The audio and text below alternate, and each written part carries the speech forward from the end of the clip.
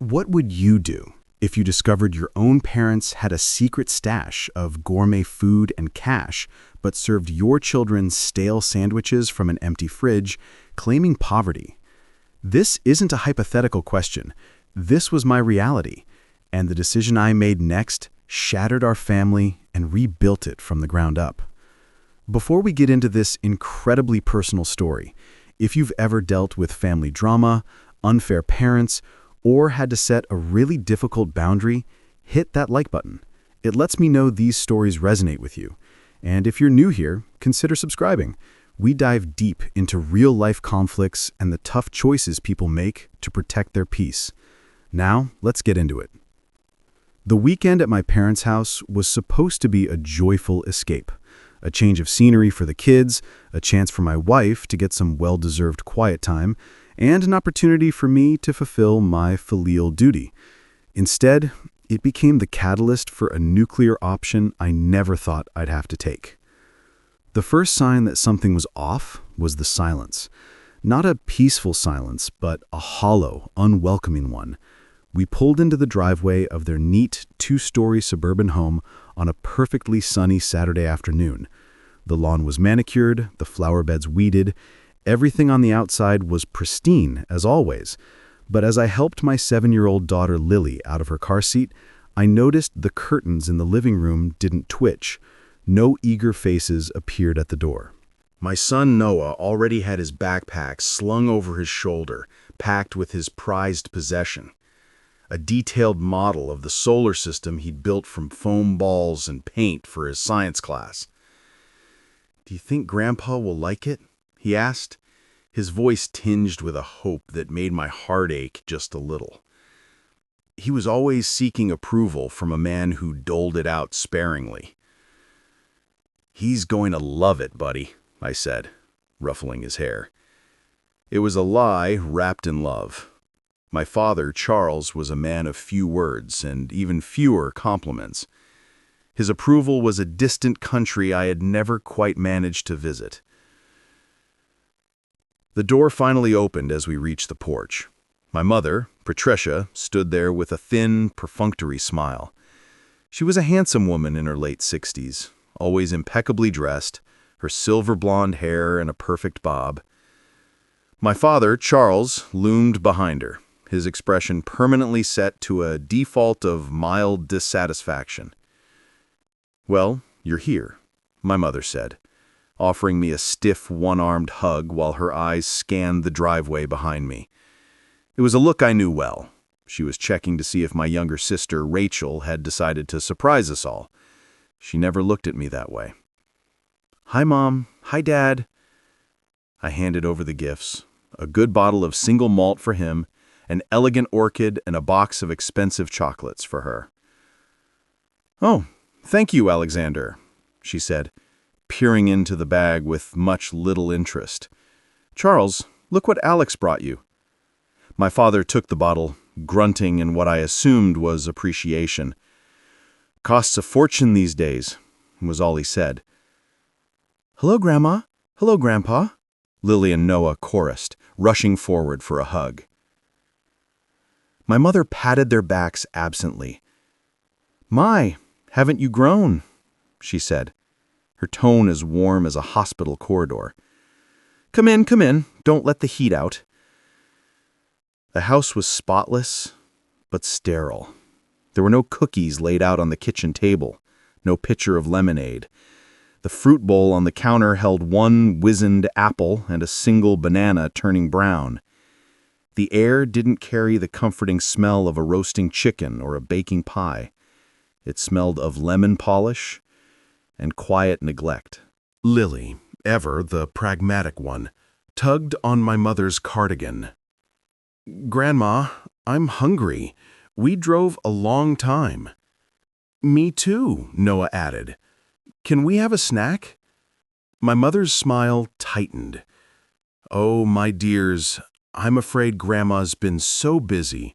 I haven't had a moment to get to the shops properly." She walked to the refrigerator and pulled it open with a sigh. My blood ran cold. The inside was nearly empty. a half-used jar of mustard, a stick of butter, a carton of milk, and a plastic-wrapped plate with what looked like a few slices of dried-out meatloaf. It was the pantry of someone on the brink of financial collapse. My father shook his head, leaning against the counter. "Inflation's a killer, son. You wouldn't believe it. The price of bread alone is criminal. On our fixed income, it's a struggle." I stood there, stunned into silence. I transferred $2,000 to their account every single month. $2,000 for two people in a paid-off house. It was more than enough for groceries, utilities, and a comfortable life with money to spare. Where was it all going? I heard myself say, my voice strangely calm, "I'll just pop down to the supermarket. It's only 5 minutes away." "Don't be silly, Alexander. Don't waste your money," my mother chided, waving a hand. "We'll make do. I'm sure there's something." What she made do was slices of stale bread and that petrified meatloaf, slathered with the old mustard. She set the plates in front of my children with an air of martyrdom. "It's the best I can do, my darlings. I'm so sorry." Lily and Noah looked at the unappetizing food, then at each other. They were well-mannered kids, raised by my wife, Clara, to be grateful. They picked up the sandwiches and took small, hesitant bites. Noah leaned over and whispered to me, his voice small. "Dad, why doesn't Grandma have any food? Mommy always makes a big cake when people come over." Before I could formulate an answer that wouldn't shatter his image of his grandparents, the sound of a car pulling up sharply, followed by 2 slamming doors, cut through the quiet afternoon. My mother's face underwent a transformation so complete it was like watching a time-lapse video of a flower blooming. The pinched, weary expression vanished, replaced by radiant joy. Her eyes sparkled. "Oh, that must be Rachel!" The front door burst open, and my sister breezed in, a whirlwind of expensive perfume and designer casual wear.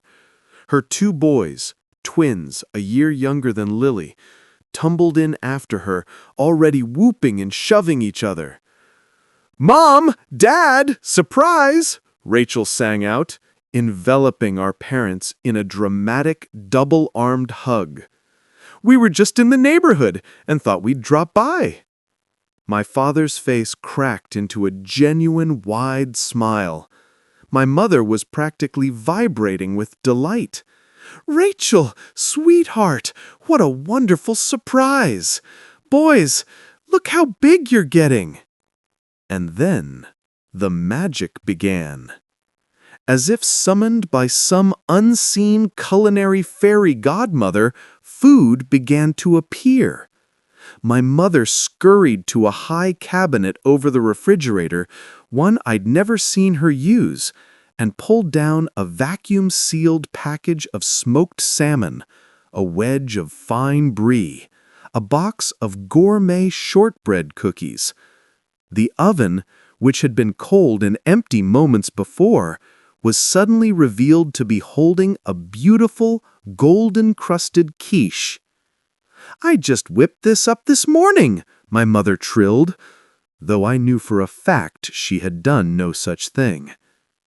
The twins, Ethan and Owen, dove for the table with the unbridled glee of kids who know they are the center of the universe. My mother piled their plates high.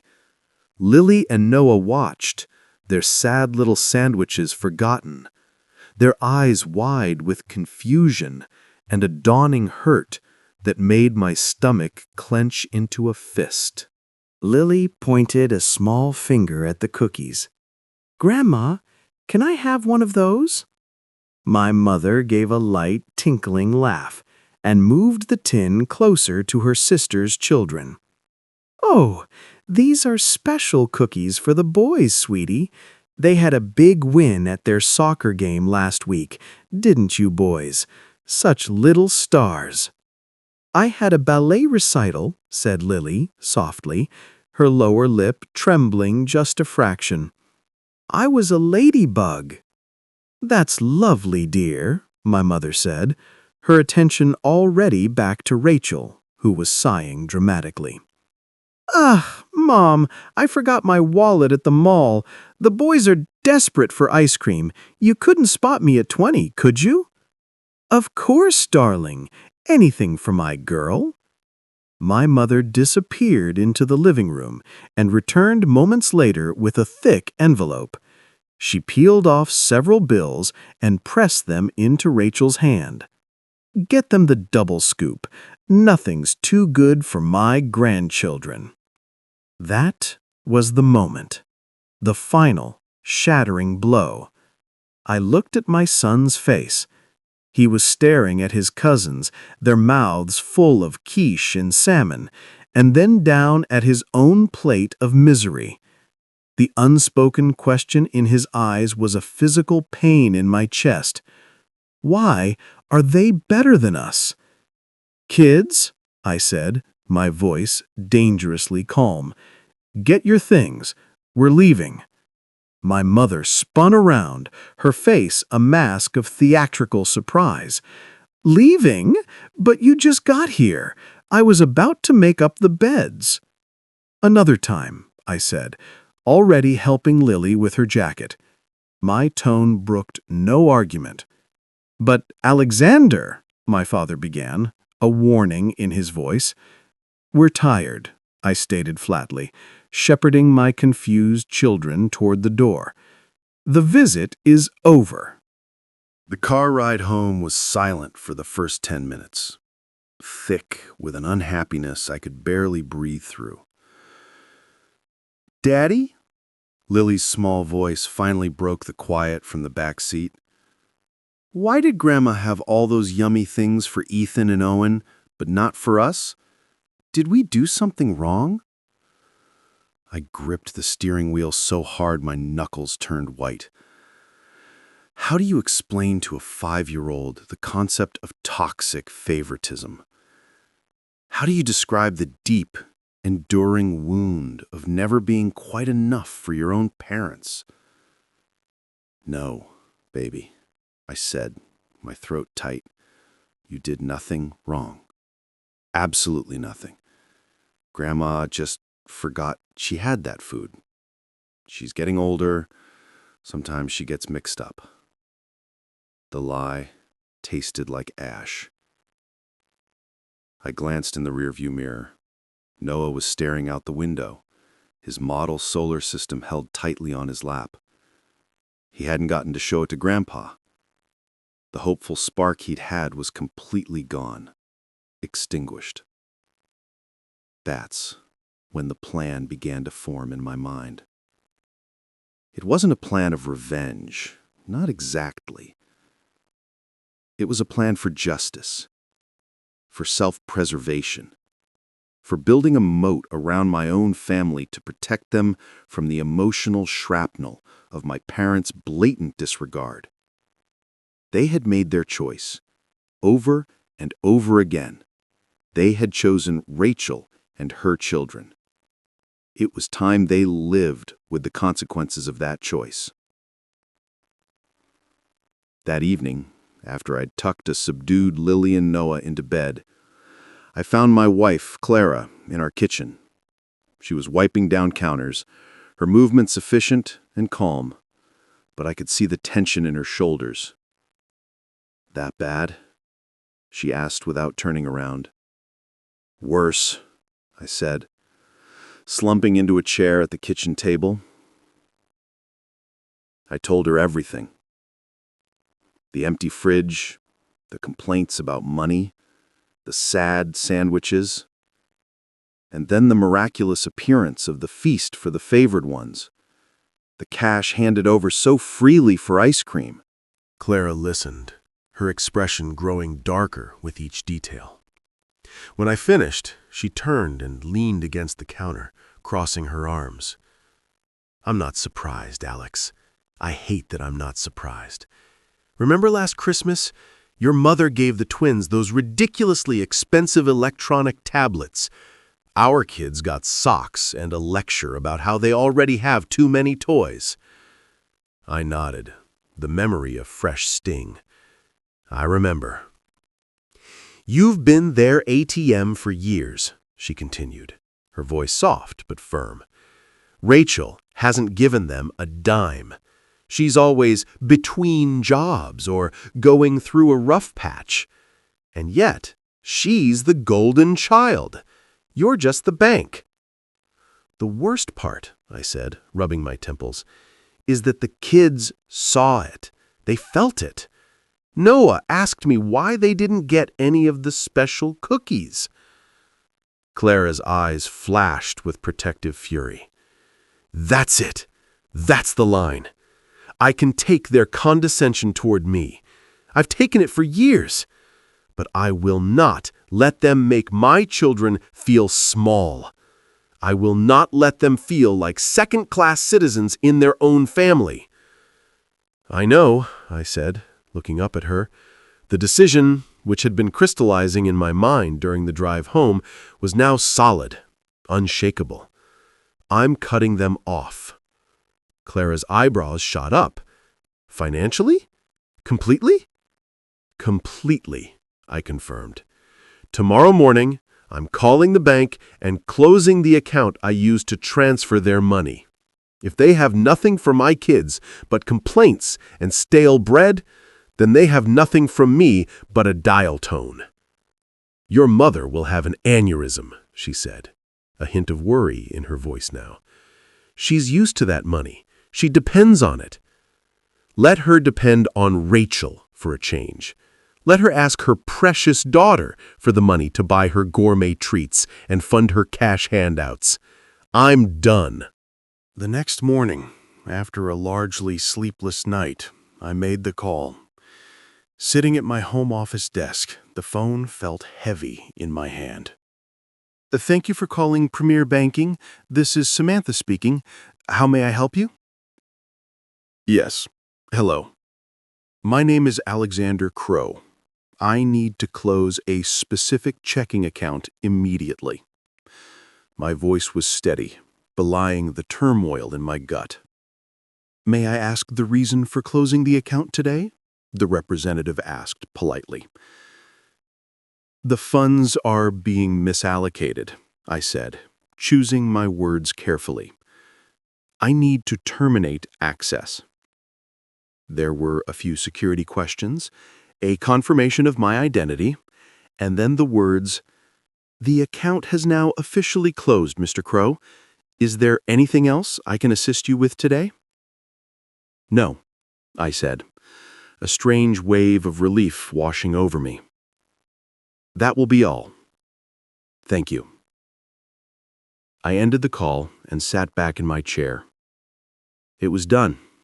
The financial umbilical cord had been severed. The silence in the house was deafening. Clara appeared in the doorway, a question in her eyes. I nodded. It's done. Okay, she said simply. Then we wait. The waiting lasted less than 12 hours. By that evening, my phone was blowing up, call after call from my mother. I let them all go to voicemail. I needed to be calm, collected, and utterly resolute for the conversation that was coming. Once the kids were asleep, I took a deep breath, went out onto the back patio for privacy, and dialed her number. It was answered on the first ring. "Alexander, finally! What in the world is going on?" My mother's voice was shrill, panicked. "We went to pay for groceries and our card was declined. Then we got a notification that the account was closed. There must be some terrible mistake." "There's no mistake, Mother," I said, my voice even and cold. "I closed the account." The silence on the other end was so profound, I could hear the faint static of the line. You what?" she finally sputtered. Why? Why would you do that? It's called a reassessment of family values, I replied. I saw, with my own eyes, that for one set of grandchildren you have no money for even a decent meal, while for the other you have secret stashes of delicacies, presents, and envelopes of cash. The math no longer works for me.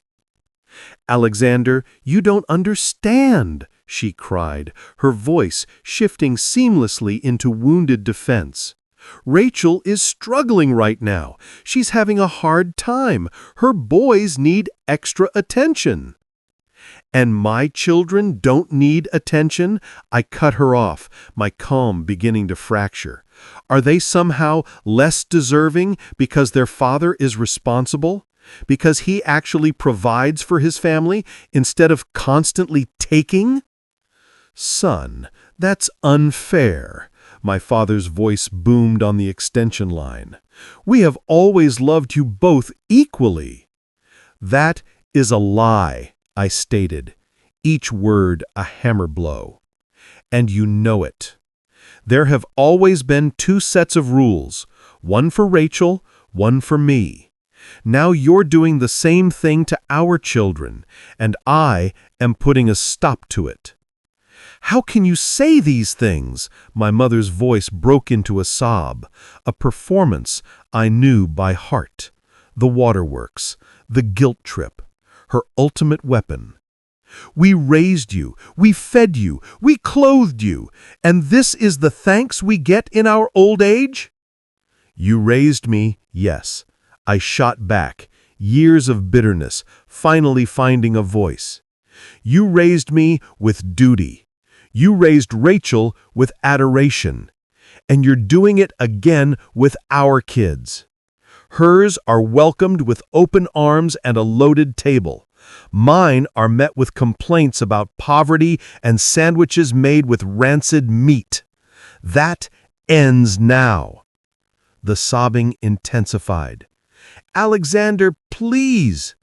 No, Mother, I said, my resolve hardening with every tear she shed. No more tears. My decision is made.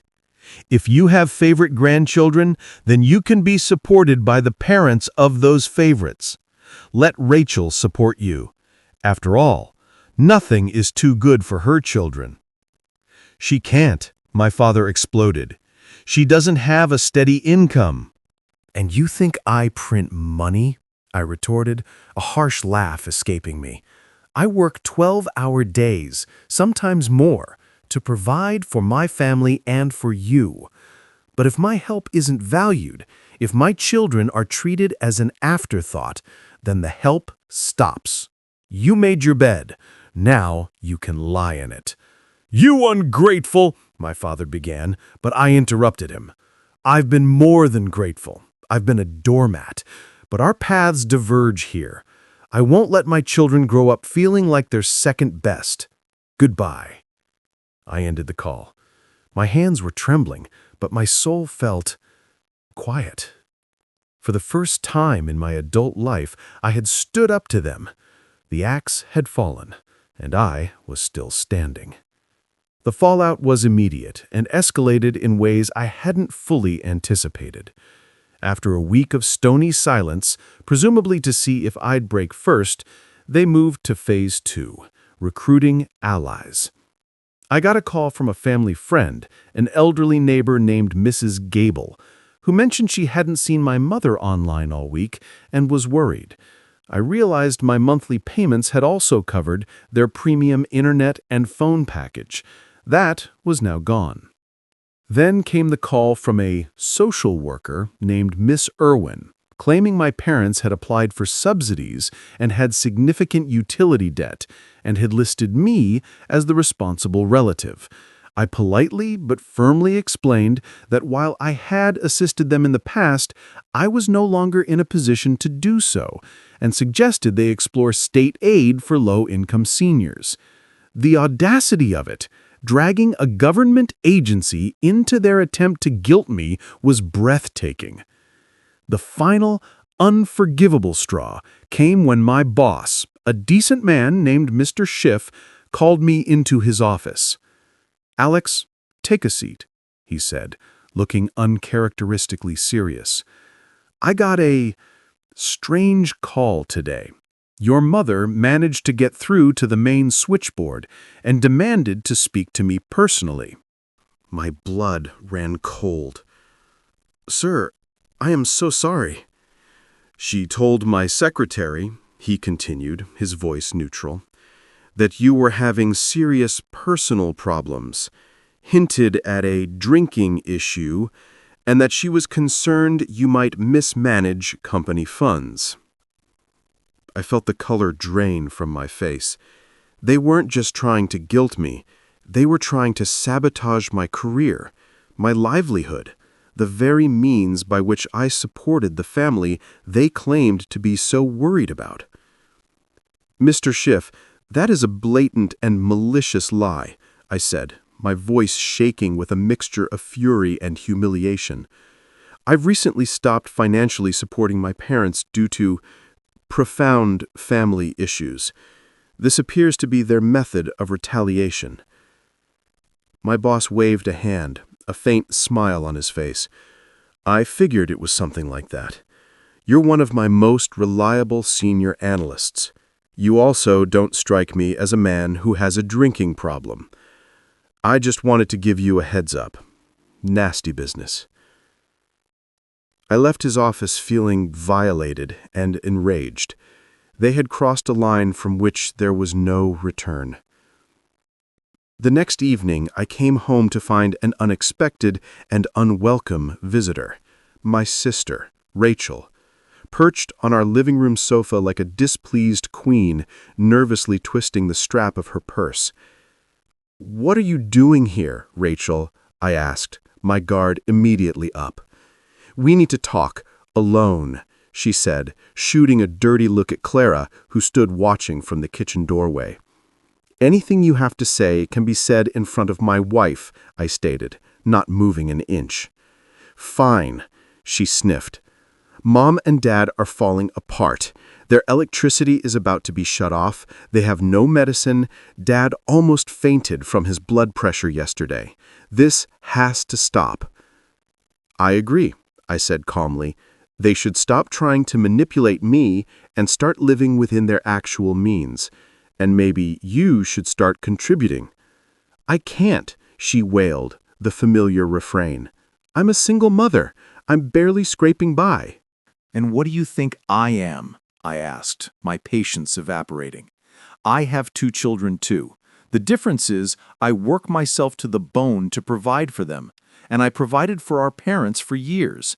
But if they treat my kids like second-class citizens, then I'm done." "You're so selfish," she spat, her face contorted with anger. "No, Rachel," I said, my voice dropping to a low, cold register. "I'm not selfish.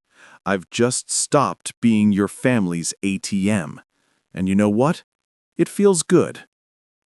After she flounced out, Clara put a hand on my arm. "You know she's a victim too, in her own way. They spoiled her rotten and made her believe the world owes her everything." "I know," I sighed, the anger leaving me, replaced by a profound sadness. The truest test came with the late-night phone call, the one you never want to get. It was my father, his voice shaking in a way I'd never heard before.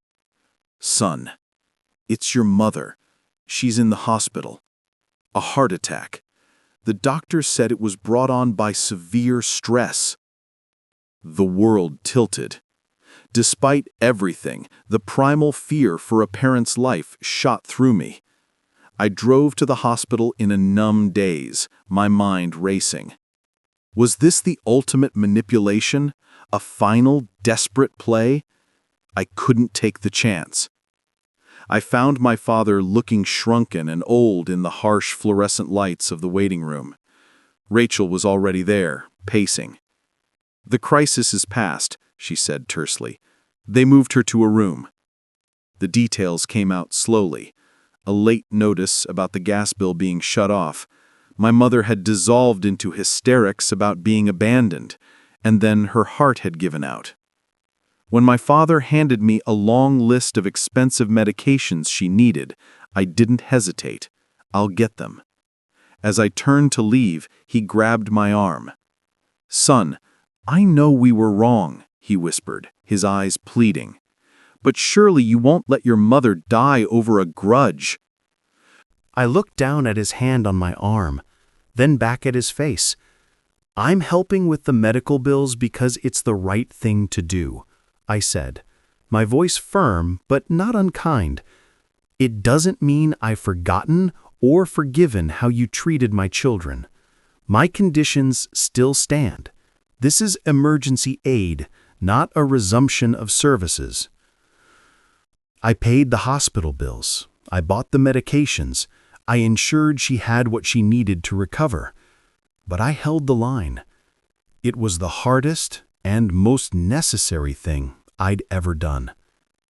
Weeks later, a formal invitation came. My father asked me to come over, alone, to talk.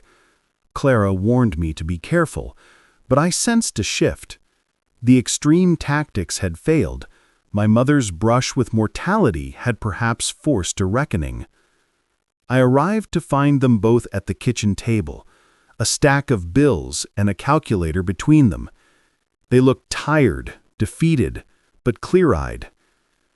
"We've done a lot of thinking," my mother began, her voice quiet and devoid of its usual dramatic flair. "After my illness, after everything, we behaved wrongly." It was the admission I had waited a lifetime to hear. "It's not just about the money," my father continued. "Although without your help, things are tight. It's about how we treated you, treated your children. We were unfair."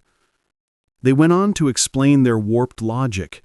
Rachel had always been the difficult, demanding child, throwing tantrums if she didn't get her way. I had been the easy, self-sufficient one. They'd grown accustomed to showering her with attention and gifts to keep the peace, while taking my quiet competence for granted. They simply never stopped to question the profound injustice of it, and it had bled into their relationships with their grandchildren. "It's not an excuse," I said, the old hurt still a fresh wound.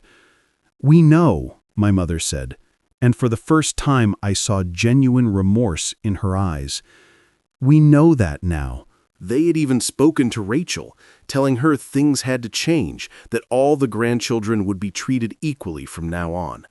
She had thrown a spectacular fit, accusing them of always loving me more. "What do you want from me?" I asked, my guard still half up.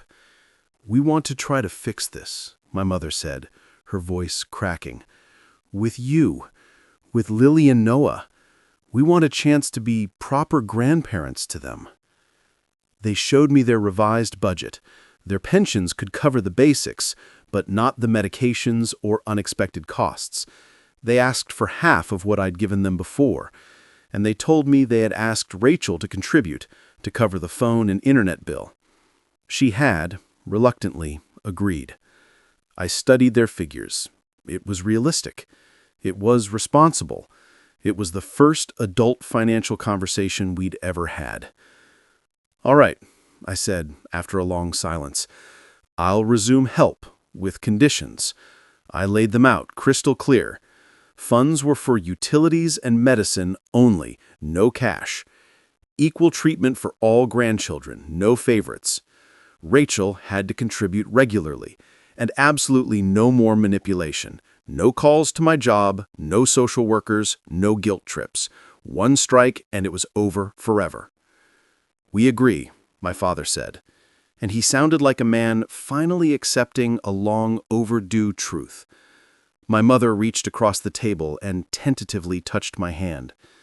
"Alex, we're not just asking for money. We're asking for you, for your children. Please, give us a chance to be a real family." I looked at them, their aged, worried faces finally stripped of pretense. The resentment I'd carried for decades didn't vanish, but it made room for something else, a fragile, cautious hope. "Okay," I said finally, "you have your chance. But it's the last one." 6 months later, life had found a new, quieter rhythm. My financial support was now a structured, limited transaction. Rachel contributed, albeit with constant complaint. The relationship with my parents was evolving. The true test came on a bright spring Sunday. I'd brought Lily and Noah over for a visit. My father was showing Noah how to work the barbecue in the backyard. My mother was in the kitchen with Lily, both of them covered in flour, baking sugar cookies. The scene was so normal, so warm. It felt almost surreal. And then, predictably, Rachel arrived in a whirlwind with the twins. She swept in, expecting the royal welcome. The twins made a beeline for the plate of freshly decorated cookies. "Did you save us some?" Ethan demanded. My mother didn't rush to cater to them. She simply said, "There's plenty for everyone, but wash your hands first and take one at a time." I saw the look of sheer shock on Rachel's face. I saw the confusion on the twins' faces. The old order was changing. Later, as we were leaving, Noah hugged my father. "Thanks for teaching me about the grill, Grandpa. Next time, I'll cook for everyone." My father's eyes got a little misty. "I'll hold you to that, son." Lily hugged my mother. "Grandma, I'll bring my new drawings next time. I drew our whole family." "I'd love that, sweetheart," my mother said, and she sounded like she meant it. In the car on the way home, the kids chattered happily about their day. For the first time in years, a visit to their grandparents hadn't ended in quiet confusion and hurt. For the first time, I wasn't filled with a simmering resentment. That night, I watched Clara read a bedtime story to Lily and Noah.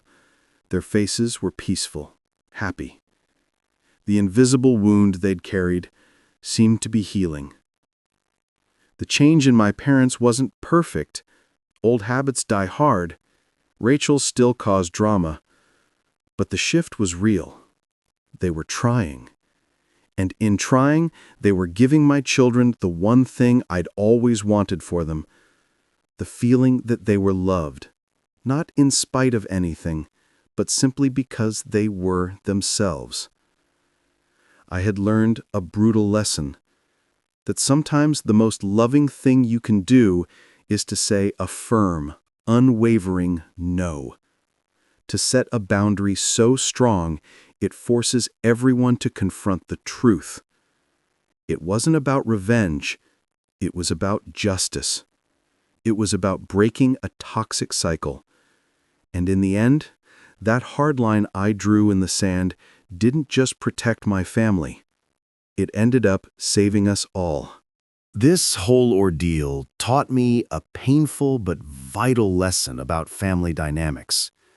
Sometimes the people who are supposed to love you unconditionally are the ones who set the most conditions. It showed me that enabling bad behavior, even out of a sense of duty or guilt, isn't kindness. It's permission for that behavior to continue. True love sometimes requires immense strength. The strength to demand respect, to enforce boundaries, and to walk away from toxic situations, even when it's the hardest thing in the world. It's about understanding that you cannot set yourself on fire to keep someone else warm, especially when they have a perfectly good blanket they're saving for someone else. Justice within a family isn't about punishment. It's about creating a balance where everyone is valued equally and where respect is the currency that matters most. If this story resonated with you, if you've ever had to make a tough choice to protect your peace or your family, I'd love to hear about it in the comments below. Tell me about the moment you knew you had to say, "Enough is enough," And if you found this story compelling, share it with someone who might need to hear it today. Don't forget to subscribe for more deep dives into the difficult, real-life choices that shape who we are. Thanks for listening.